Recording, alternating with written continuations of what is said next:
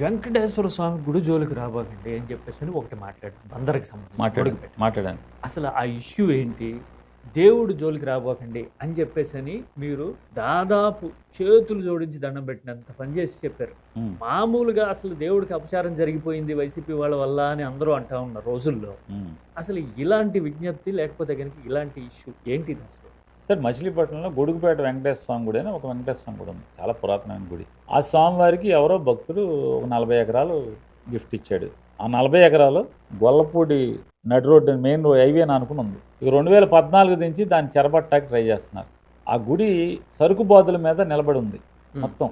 అసలు ఎంత అపచారం అంటే గర్భగుడిలో స్వామివారి నెత్తి మీద వర్షం పడుతుంది. గుడి పట్టించుకున్న వాళ్ళు లేడు. గమ్మత్ ఏంటంటే ఆ స్వామివారి గుడిని కనకదుర్గం వారికి అడాప్షన్ ఇస్తూ జీవో ఇచ్చారు. పోనీ అడాప్షన్ ఇచ్చి పోనేమన్నా ఈ అమ్మవారి డబ్బులతో ఆ గుడిని ఏమన్నా బాగు చేశారా?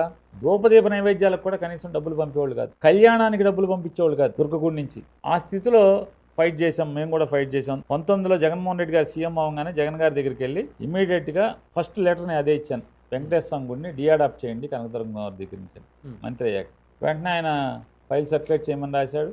సీఎం అప్రూవల్ వచ్చేసింది. డీఅడాప్ట్ అయిపోయింది. ఎండోమెంట్స్ డిపార్ట్మెంట్కి హ్యాండ్ ఓవర్ అయిపోయింది. ఆ గుడి స్వతంత్రం అయిపోయింది. వెంటనే జగన్ గారిని అడిగి 2 కోట్ల రూపాయల శాంక్షన్, 1,80,00,000 గవర్నమెంట్ CGF ఇచ్చాడు. ఆయన జగన్ గారు శాంక్షన్ చేశాడు. 20 లక్షలు కావాలన్నారు. 20 లక్షలు మేము భక్తులందరం కూర్చొని పోగేశాం. చిన్నజీవి గారిని తీసుకెళ్లి శంకుస్థాపన చేశాం. గుడి అద్భుతంగా నిర్మాణం చేశాం. 5 ఏళ్ళు మళ్ళీ విగ్రహ ప్రతిష్ఠ అయిపోయింది. గుడి అద్భుతంగా జరిగింది.